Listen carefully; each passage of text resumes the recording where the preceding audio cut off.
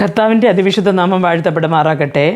ഹോശേയ പ്രവാചകൻ്റെ പുസ്തകം 2-ാമത്തെ അധ്യായം 1-ാമത്തെ വാക്യത്തിൽ നാം ഇങ്ങനെ കാണുന്നു: നിങ്ങളുടെ സഹോദരന്മാർക്ക് അമ്മി എന്നും നിങ്ങളുടെ സഹോദരിമാർക്ക് റൂഹാമ എന്നും പേർ വിളിപ്പിൻ എന്ന്. അപ്പോൾ ഇവിടെ സഹോദരന്മാർക്ക് അമ്മി എന്നും സഹോദരിമാർക്ക് റൂഹാമ എന്നും പേർ വിളിപ്പിൻ എന്ന് കാണുന്നു. എൻ്റെ പ്രിയ ദൈവമക്കളെ, 2021 ഫെബ്രുവരി മാസം 14-ാം തീയതി എൻ്റെ ഭർത്താവ് ഈ ലോകയാത്ര അവസാനിപ്പിച്ച് കർത്താവ് തൻ്റെ സന്നിധിയിൽ ചേർത്തുകൊണ്ട് ആ 14-ാം തീയതി രാത്രിയാണ്. പക്ഷെ 14-ാം തീയതി പകൽ ഞായറാഴ്ചയിടായിരുന്നു. ഞാൻ ഇത്തിരി കാര്യങ്ങൾ അന്ന് ദർശനത്തിൽ കൂടെയും കർത്താവ് പ്രാർത്ഥിച്ചുകൊണ്ടിരുന്നപ്പോഴും ഇത്തിരി കാര്യങ്ങൾ മനസ്സിലാക്കി. പക്ഷെ ഒന്നും എനിക്ക് പറഞ്ഞതുപോലെ ഒന്നും തെളിവില്ലാതിരുന്നു. അന്ന് എനിക്ക് പകൽ ഞാൻ ഇത്തിരി ഭാഷകളിൽ അന്യഭാഷ ഞാൻ സംസാരിക്കും. എന്ത് തന്നെ എൻ്റെ വായിൽ വന്നാലും റൂഹാമ സാല എന്ന് പറഞ്ഞിട്ട് ആ ഒരു റൂഹാമ എന്നുള്ള വാക്ക് വന്നുകൊണ്ടേയിരുന്നു. രാവിലെ ഞാൻ ചർച്ചിലുള്ള ഓൺലൈൻ ആരാധനയിൽ പങ്കെടുത്ത് ആ നിമിഷം മുതലേ റൂഹാമ എന്ന് വന്നുകൊണ്ടിരുന്നു. ഞാൻ അന്ന് മോൻ വിളിച്ചപ്പോൾ മോനോട് പറയും ചെയ്തു, മോനെ എനിക്ക് എപ്പോഴും റൂഹാമ എന്ന് വന്നുകൊണ്ടേയിരിക്കുന്നു ഒരു വാക്ക്, അത് എന്തെന്നറിയാൻ പാടില്ല എന്ന്. ഒരു ദിവസം എൻ്റെ ഭർത്താവ് മരിച്ചു കഴിഞ്ഞു, അടക്കമെല്ലാം കഴിഞ്ഞു. അങ്ങനെ മാസങ്ങൾ കഴിഞ്ഞതിന് ശേഷം ഒരു ദിവസം രാത്രി ഞാൻ കട്ടിലിരുന്ന് ഞാൻ ദൈവസന്നിധിയിൽ കരഞ്ഞുകൊണ്ടേയിരുന്നു. അപ്പോൾ ദൈവാത്മാവ് എന്നെ ഓർമ്മപ്പെടുത്തി, ഹോശേയ 2-ാമത്തെ അധ്യായം 1 വായിക്കാൻ എൻ്റെ മുമ്പേ ഇങ്ങനെ വന്നു. ഞാൻ ബൈബിൾ എടുത്ത് നോക്കിയപ്പോൾ അവിടെ റൂഹാമ എന്നുള്ള വാക്ക് കിടക്കുന്നു. അപ്പോൾ എനിക്ക് പെട്ടെന്ന് ഓർമ്മ വന്നു, ഭർത്താവ് മരിക്കുന്ന അന്ന് രാത്രി മരിക്കുന്ന പകൽ ഈ റൂഹാമ എന്നുള്ള വാക്ക് എൻ്റെ വായിൽ വന്നുകൊണ്ടിരുന്നല്ലോ എന്ന് വിചാരിച്ചിട്ട് ഞാൻ പെട്ടെന്ന്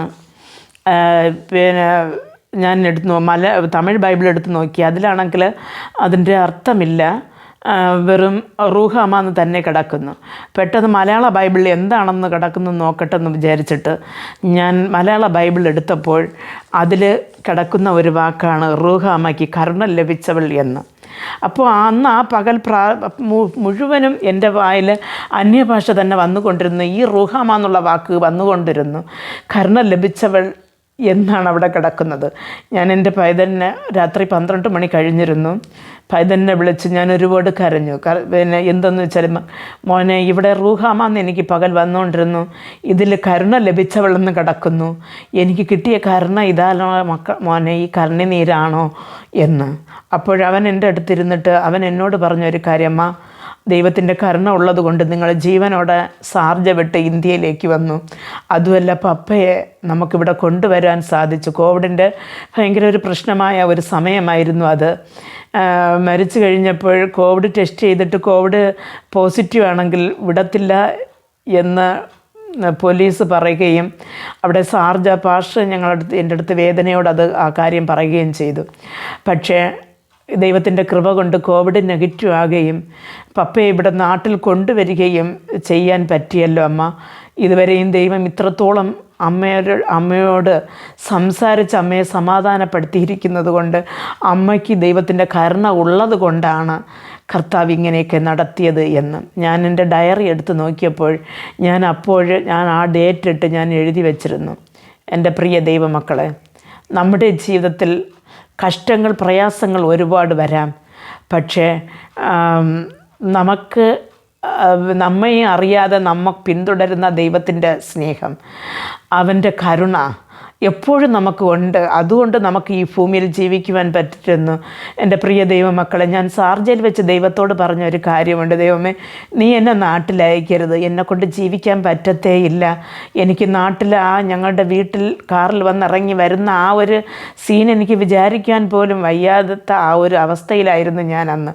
ഞാൻ എൻ്റെ ദൈവത്തോട് പറഞ്ഞു, കർത്താവേ, നീ എന്നെ നാട്ടിലയക്കരുത് ജീവനോടെ, എനിക്കത് സഹിക്കാൻ കഴിയത്തില്ല, എനിക്ക് ജീവിക്കാൻ പറ്റത്തില്ല എന്ന്. കർത്താവ് എന്നോട് പറഞ്ഞത്, നീ നാട്ടിൽ പോകണം, നിന്നെക്കൊണ്ട് ചെറിയ കാര്യങ്ങൾ എനിക്ക് ചെയ്തെടുക്കാനുണ്ട് എന്ന്. ഞാൻ ചോദിച്ചു, കർത്താവേ, എൻ്റെ ഈ മുള്ളേറിയ കുരിശായ ഒരു ജീവിതം അതിലേക്ക് വേണ്ടി നീ തിരഞ്ഞെടുത്തുവെങ്കിൽ ഞാനിനി മരണത്തെക്കുറിച്ച് കേൾക്കത്തില്ല എന്ന്. അന്നു മുതൽ ഇന്ന് വരെയും എൻ്റെ ദൈവം വലത് കരം പിടിച്ച് നടത്തുന്നു. പലപ്പോഴും എന്ന് പറയാൻ പറ്റത്തില്ല, ദിവസമെന്ന് പറയാം. ദിവസം എൻ്റെ കൂടെ ഇരിക്കുന്നത് എനിക്ക് തിരിച്ചറിയാൻ സാധിക്കുന്നു. ഇന്നും എൻ്റെ മക്കൾ എന്നെ സ്നേഹിക്കുമ്പോൾ ഞാൻ മനസ്സിലാക്കുന്നത് അതിൽ കൂടെ എൻ്റെ ദൈവത്തിൻ്റെ സ്നേഹമാണ്. എൻ്റെ അപ്പൻ്റെ കരുണ എനിക്ക് ലഭിച്ചതുകൊണ്ട് ഞാൻ ഇന്നും ജീവനോടെ ഞാൻ ഈ ഭൂമിയിൽ ജീവിക്കുന്നു. എൻ്റെ പ്രിയ ദൈവമക്കളെ, നിങ്ങൾക്ക് സംശയമാണെങ്കിൽ ഹോശയ്യ 2-ാമത്തെ അധ്യായം 1-ാമത്തെ വാക്യം ബൈബിളിൽ പഴയ നിയമത്തിൽ 939 പേജിൽ കിടക്കുന്നു. നിങ്ങൾ ബൈബിൾ എടുത്ത് വായിച്ചു നോക്കുക. അവിടെ റൂഹാമ എന്നുള്ള വാക്ക് കാണാം, കരുണ ലഭിച്ചവളെന്ന്. അത്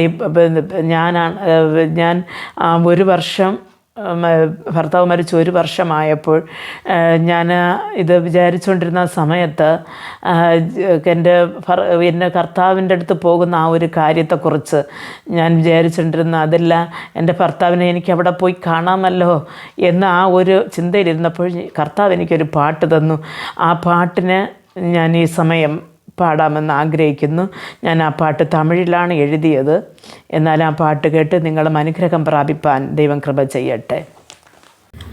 കർത്തേരിൻ കാഹളം വാനിൽ കേൾക്കും, മാറൂരൂപമാകും എണ്ണീലടങ്കാർ. കർത്തേരിൻ കാഹളം വാനിൽ കേൾക്കും, മാറൂരൂപമാകും എണ്ണീലടങ്കാർ.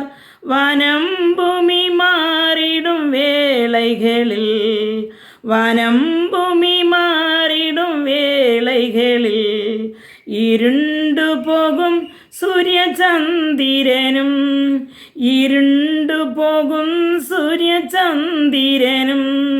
പറന്നിടുവേനെ ഞാൻ പറന്നിടുവേനെ ഞാൻ പറന്നിടുവേനെ ഞാൻ മറുരൂപമായി.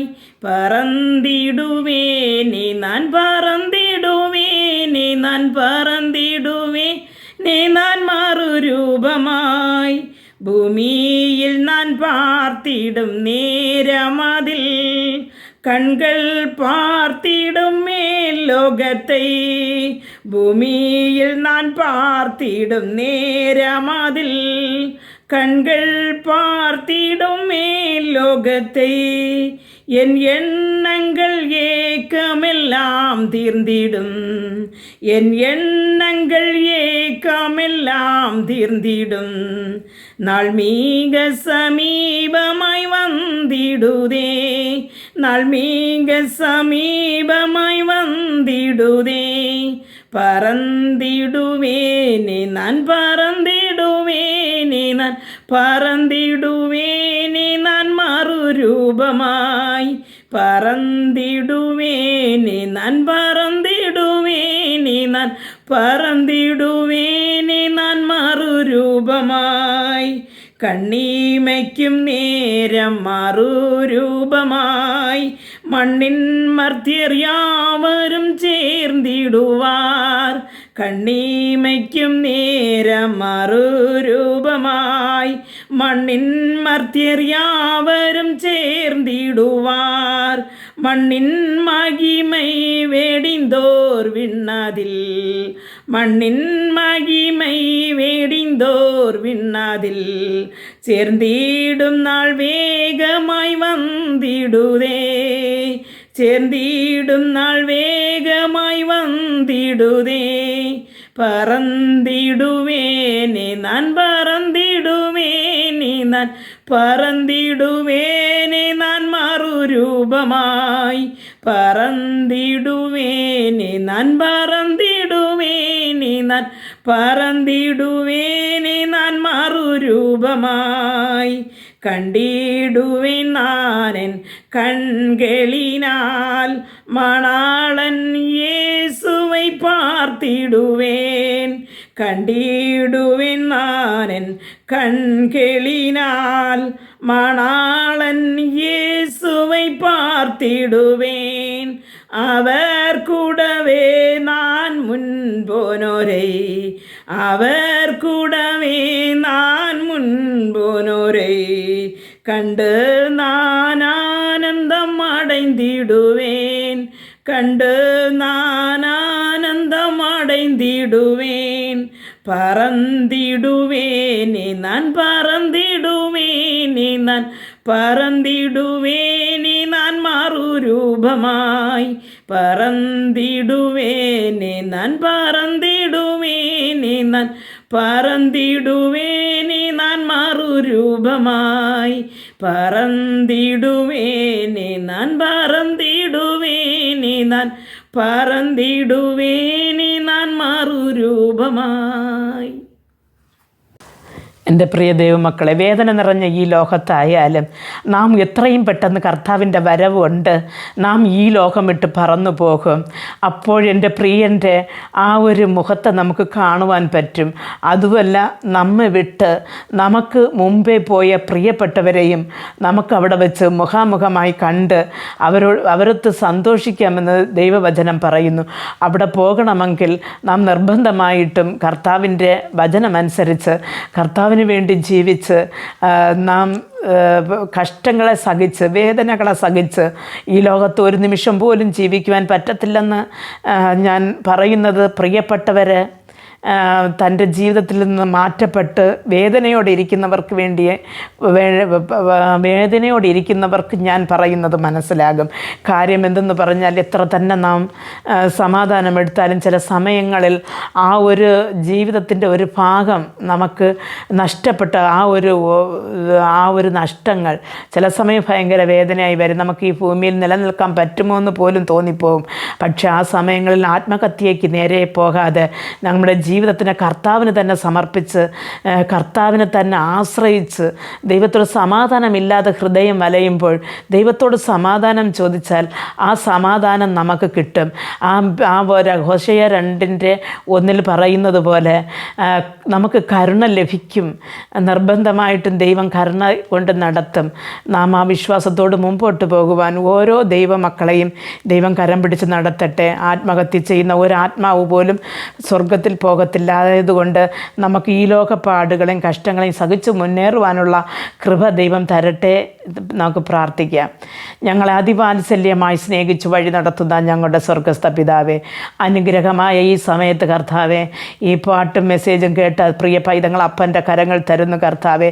നിൻ്റെ മക്കളിൽ കർത്താവ് ഈ കേട്ടവരിൽ എത്ര പേർ കണ്ണുനീരിൻ്റെ താഴ്വരയിൽ കൂടെ ഒരു ഇരുളിൻ്റെ അനുഭവത്തിൽ കൂടെ തനിക്ക് പ്രിയപ്പെട്ടവരെ നഷ്ടപ്പെട്ടതിൽ കൂടെ വേദനയിലും കണ്ണുനീരിലും കർത്താവേ അങ്കലായ്പിലും കർത്താവ് എൻ്റെ ജീവിതം എന്താകുമെന്ന് കർത്താവേ കാലിലെ വേദനയോടിരിക്കുന്ന ഹൃദയങ്ങൾ അപ്പൻ്റെ കരങ്ങൾ തരുന്നു കർത്താവേ. നീ എനിക്ക് അന്ന് തന്ന ആ ഒരു വചനം കർത്താവേ, കരുണ ലഭിച്ചവൾ എന്നുള്ള ആ വചനം പലപ്പോഴും കർത്താവേ എന്നെ ജീവിക്കുവാൻ നിൻ്റെ കരുണ എനിക്ക് ഉണ്ടെന്ന് മനസ്സിലാക്കുവാൻ എന്നെ സഹായിച്ചതുപോലെ ഈ പ്രിയപ്പെട്ടവർക്കും അങ്ങ് കൂടെ ഇരിക്കുന്നു എന്ന് മനസ്സിലാക്കുവാനുള്ളൊരു കൃപ കൊടുക്കണമേ കർത്താവേ. രാത്രിയാമങ്ങളിൽ സ്വപ്നങ്ങളിൽ കൂടെ ദർശനങ്ങളിൽ കൂടെ നിൻ്റെ മക്കളോട് നീ സംസാരിക്കണേ കർത്താവേ.